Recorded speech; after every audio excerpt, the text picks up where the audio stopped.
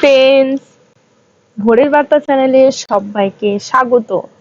আমি পিঙ্কি। আজ আপনাদের কাছে নিয়ে এসেছি কোরেল ড্রয়ের ফার্স্ট টিউটোরিয়াল ভিডিও।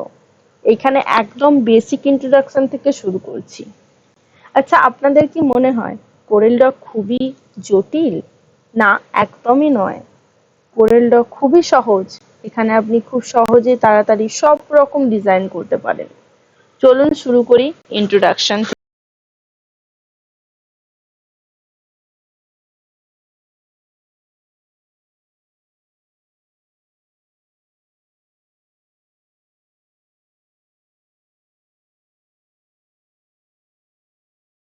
দেখাচ্ছি কোরেল ড্র ওপেন করবেন।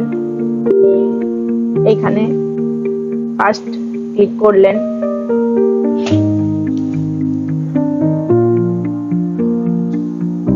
কোরেল ড্র ওপেন হচ্ছে।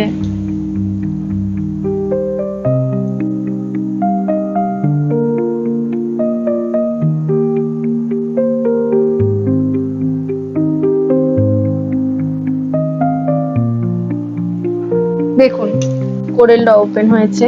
এখন আপনি এখানে স্টার্ট করবেন নিউ ডকুমেন্টস। নিউ ডকুমেন্টসে ক্লিক করলেন। এখানে আসছে নেম, আপনি নেম দিলেন। ফার্স্ট নেম আমি দিচ্ছি পেজ 1 সামথিং, আপনি যে কোনো কিছু দিতে পারেন। এখানে সাইজ আপনি A4 যেমন চাইবেন এখানে নিতে পারেন, বা আপনি পেজের মধ্যে গিয়েও নিতে পারেন। এখানে ইঞ্চ, মিলিমিটার, পিক্সেল, সেন্টিমিটার আপনি যা চাইবেন চুজ করতে পারেন। তো ইঞ্চেতেই রাখলাম। ওকে, দেখুন এখানে আমার নাম চলে এসেছে পেজ 1।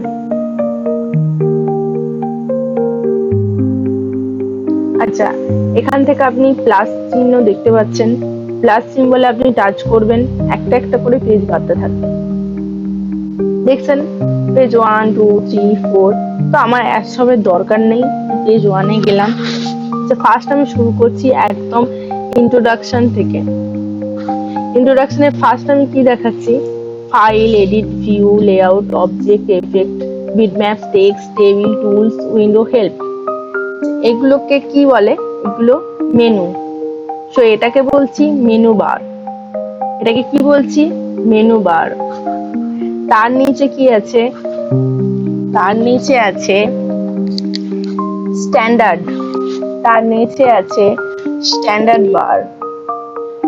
এটা আমাদের স্ট্যান্ডার্ড বার।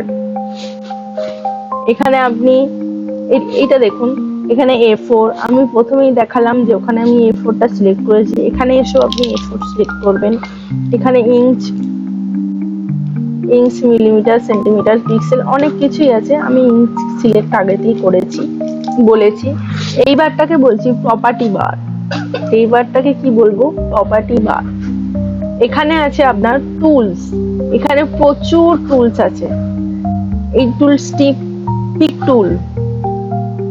সব কাজের ক্ষেত্রে পিক টুলটা সবার আগে প্রয়োজন হয়।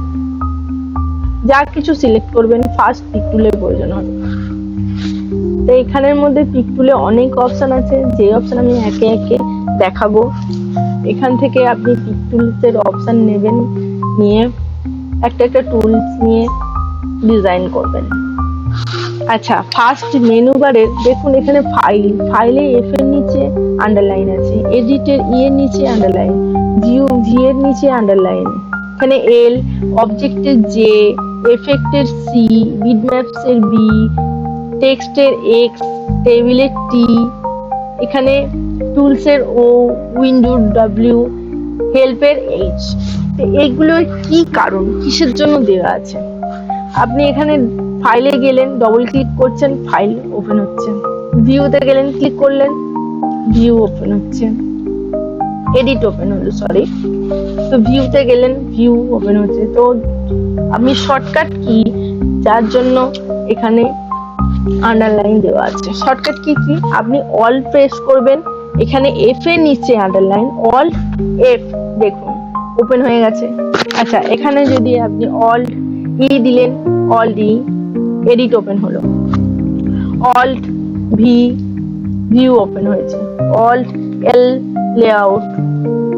Alt J, object, alt C, alt B, alt X, text open হলো, অল্ট টি,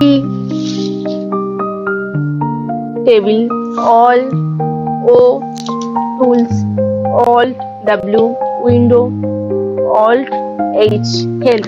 দেখলেন, তাহলে শর্টকাট কি এর মাধ্যমে এখানে ওপেন হবে ফাইল, এডিট।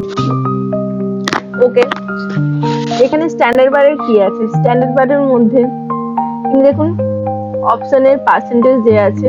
আপনি এখানে যত 100% দিলেন পেজটা বড় হচ্ছে।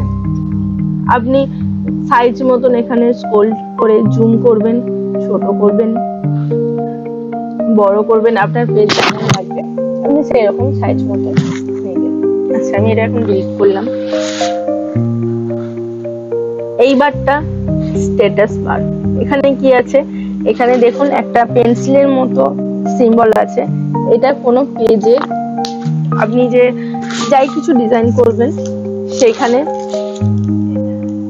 আউটলাইনের সিম্বল। আচ্ছা, এখানে কি আছে? রুল, আপনার রুলার, পেজ বর্ডার, রুল। এখান থেকে আপনি রুল নিতে পারছেন। আচ্ছা, আমি এখন এগুলো ডিলিট করছি।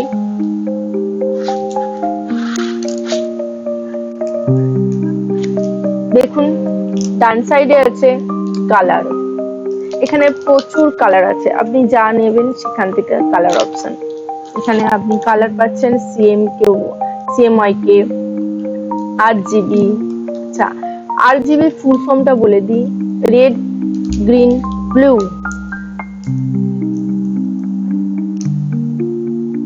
আচ্ছা, CMYK, RGB, আপনার যে কালার লাগবে কালার আপনি চুজ করবেন। আচ্ছা, এর মধ্যে যদি আপনার মেনু বার হাইড হয়ে যায় বা আপনি হাইড করতে চান তখন কি করবেন? দেখুন,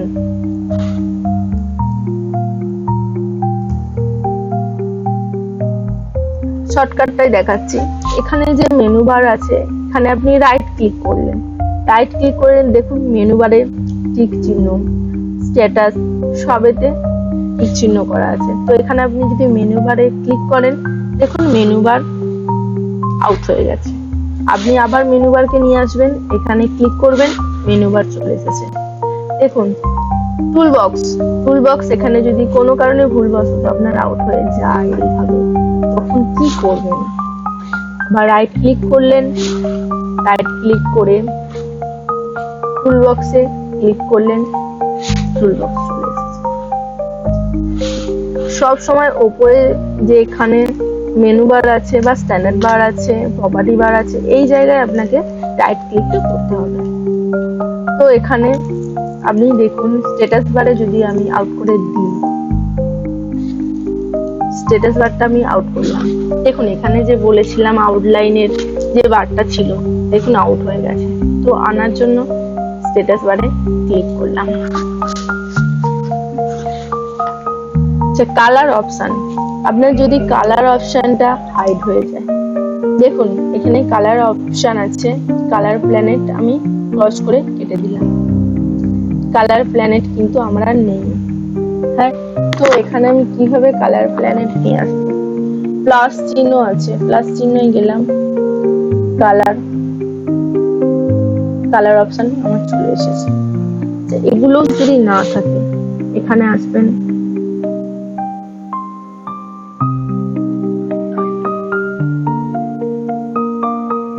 উইন্ডো, টকার্স, কালার। আমি এখানে কালারটা আউট করে দিলাম। দেখছেন এখানে কালার কিন্তু নেই। তো উইন্ডোজে আবার গেলাম, টকার্স, কালার, কালার এখানে চলে এসেছে। এখানে আপনি RGB, CMYK সবকিছু নিয়ে কাজ করবেন যেটা আপনার প্রয়োজন। তাহলে আপাতত ইন্ট্রোডাকশন দেখালাম, এরপর আমি দেখাবো ছোট ছোট কিছু লোগো বা কিছু স্টার্ট করছি যেখানে টুলবার্সের কিছু অপশন থেকে অল্প কিছু শুরু করছি। ছোট ছোট কিছু কাজ থেকে শুরু করলাম যাতে শিখতে সুবিধা হয়।